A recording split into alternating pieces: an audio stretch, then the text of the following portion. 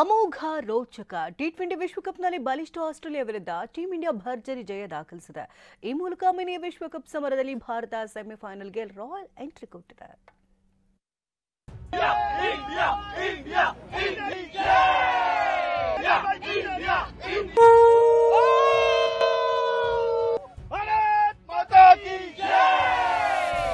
ಈ ಬಾರಿಯ ಟಿ20 ವಿಶ್ವ ಯುದ್ಧದಲ್ಲಿ ಟೀಂ ಇಂಡಿಯಾದ ಅಶ್ವಮೇಧ ಯಾಗ ಮುಂದುವರೆದಿದೆ.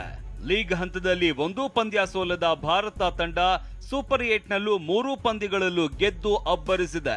ವೆಸ್ಟ್ ಇಂಡೀಸ್ನಲ್ಲಿ ನಡೆದ ಆಸ್ಟ್ರೇಲಿಯಾ ವಿರುದ್ಧದ ರೋಚಕ ಪಂದ್ಯದಲ್ಲೂ ಟೀಂ ಇಂಡಿಯಾ ಗೆಲ್ಲುವ ಮೂಲಕ ಸೆಮಿಫೈನಲ್ಗೆ ರಾಜಮಾರ್ಗದಲ್ಲಿ ಎಂಟ್ರಿ ಕೊಟ್ಟಿದೆ.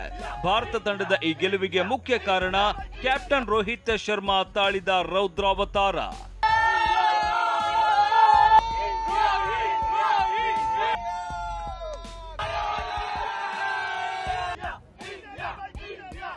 ಟಾಸ್ ಗೆದ್ದ ಆಸ್ಟ್ರೇಲಿಯಾ ಮೊದಲಿಗೆ ಫೀಲ್ಡಿಂಗ್ ಆಯ್ಕೆ ಮಾಡಿಕೊಳ್ತು.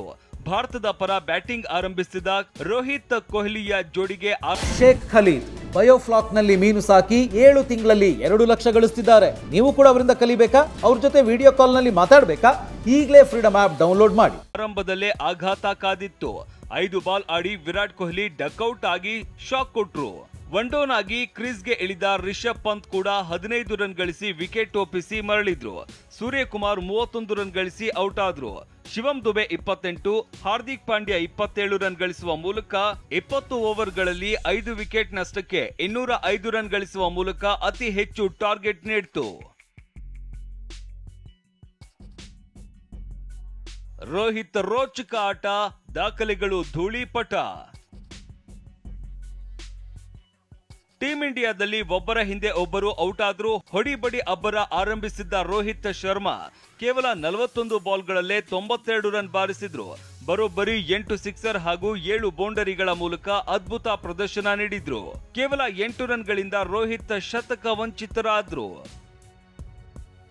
ಟಿ20ಯಲ್ಲಿ 200 ಸಿಕ್ಸರ್ ಸಿಡಿಸಿದ ಏಕೈಕ ಕ್ರಿಕೆಟಿಗ ಅನ್ನೋ ಕಿರೀಟ ರೋಹಿತ್ ಮುಡಿಗೇರಿದೆ. ಇನ್ನು ಆಸ್ಟ್ರೇಲಿಯಾ ವಿರುದ್ಧ ಅತಿ ವೇಗದ ಅರ್ಧಶತಕ ಅಂದ್ರೆ 19 ಬಾಲ್ಗಳಲ್ಲಿ ಅರ್ಧಶತಕ ಸಿಡಿಸಿದ್ದಾರೆ. ಜೊತೆಗೆ ಅಂತಾರಾಷ್ಟ್ರೀಯ ಪಂದ್ಯಗಳಲ್ಲಿ 19,000 ರನ್ ಪೂರೈಸಿ ದಾಖಲೆ ವೀರನಾಗಿ ರೋಹಿತ್ ಮಿಂಚಿದ್ದಾರೆ. 206 ರನ್ಗಳ ದೊಡ್ಡ ಗುರಿ ಬೆನ್ನಟ್ಟಿದ ಆಸ್ಟ್ರೇಲಿಯಾ ಬ್ಯಾಟಿಂಗ್ ಕ್ರಮಾಂಕವನ್ನು ಭಾರತದ ಬೌಲರ್ಗಳು ಕಟ್ಟಿ ಹಾಕಿದ್ರು. ಟ್ರಾವಿಸ್ ಹೆಡ್ 76 ರನ್ ಗಳಿಸಿದ್ರೆ ಕ್ಯಾಪ್ಟನ್ ಮಾರ್ಷ್ 37 ರನ್ ಗಳಿಸಿದ್ರು. ಇಬ್ಬರನ್ನ ಹೊರತುಪಡಿಸಿದ್ರೆ ಬೇರ್ಯಾವ ಬ್ಯಾಟರ್ಗಳು ಹೆಚ್ಚು ಹೊತ್ತು ಕ್ರೀಸ್ನಲ್ಲಿ ಉಳಿಯಲಿಲ್ಲ. ಕೊನೆಗೆ 20 ಓವರ್ಗಳಲ್ಲಿ 181 ರನ್ ಗಳಿಸಿ ಆಸ್ಟ್ರೇಲಿಯಾ ಸೋಲೊಪ್ಪಿಕೊಳ್ತು. Mohammed Rafi, sports bureau, TV9.